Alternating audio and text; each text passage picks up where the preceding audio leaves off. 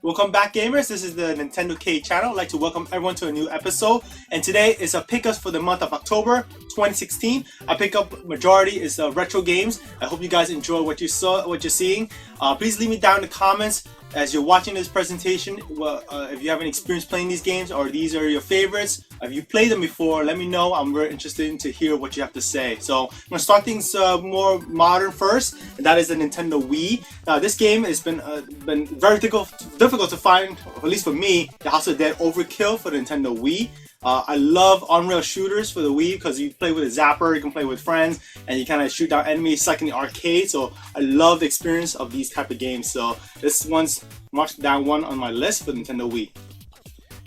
Next are the GameCube games that I've been actively collecting for. One of my favorite systems to collect over the years, and it's been getting harder to find the games that I actually want for Nintendo GameCube. And I got most of the games that I wanted so far. One of the games that have been not very hard for me to find, believe it or not, is the compilation disc is Naboo Museum, which is cool. It has 10 classic games, such as you can see on the cover is Pac-Man, Pole Position, Dig Dug, and Galaga, classic arcade games in one disc. And of course there's 10 others, so really neat. Love a compilation for the Nintendo GameCube. Another compilation, and it's a sequel to it, is the Naboo Museum 50th Anniversary. I love the artwork on this case. It does have 14 classic arcade games in one disc, and if you look at the back, pretty neat. And of course the front has a variety of games that's there. And I love the spine. You can see there's a little Pac-Man graphic there. It's really retro looking. One other game that I was looking for a while as well for the Nintendo GameCube. I did have the first game, and that is the Lost Kingdoms 2 for the Nintendo GameCube. This is an RPG that has been going up in price for over the years, and I haven't found a good deal for it until recently. So really love this series and highly recommend it. Now going to retro. I'm going to start things off with a Super Nintendo, one of my favorite systems of all time growing up, and one of the games I played in the arcade. I love it a lot, and that is Gradius 3 for the Super Nintendo. Now, this is a very great port. Graphics are great, the music is fantastic. I do love shmups or shoot 'em ups for the Super Nintendo, and this is a must-have for any shmup fan of Super Nintendo. Next are Game Boy and Game Boy Advance. Of course, I'm very actively collecting for portable systems as well. They're going very good prices. You can get them complete in box and not for a lot of money. One of the games that I haven't had yet is Donkey Kong Land. This is like a Game Boy port of Donkey Kong Country. Really nice. I'm very surprised how well the port has gone through. So this is I got in complete in box. Everything's in there. So really glad to have this game in the collection. Next game is Super Mario Advance for the Game Boy Advance. So this is a port of, if I remember, they have two games in there: the original Super Mario Brothers and Super Mario Brothers 2, the one on the NES. So this is like from this, what is it, the Super Mario All Stars. So really cool. Love this game as well. A lot of people do not like Super Mario Bros. 2, but I certainly like it. It's a very cool. It's like Doki Doki Panic. And it takes a Mario franchise into a new different pathway, and it has its own twist. So love this port. It's really nice, and it's complete in box.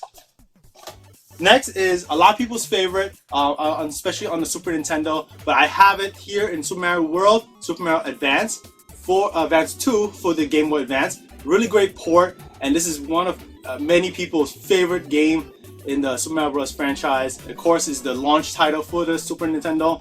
And I have this in complete box and can play this on the go. Really nice proposition, and love this game. Now moving on to the Nintendo 64.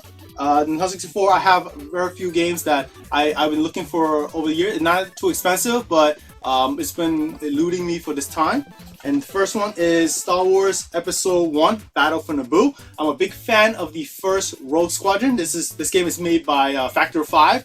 They're known to make Rogue Squadron, Rogue Leader for the Nintendo GameCube. A fantastic game, and this was of course the prequel to it.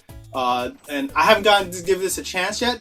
Looking forward to playing their prequel. So really nice. One of the launch titles for Nintendo 64, I haven't played before. I did play the Super Nintendo, and if you haven't guessed it, That is Pilotwings 64.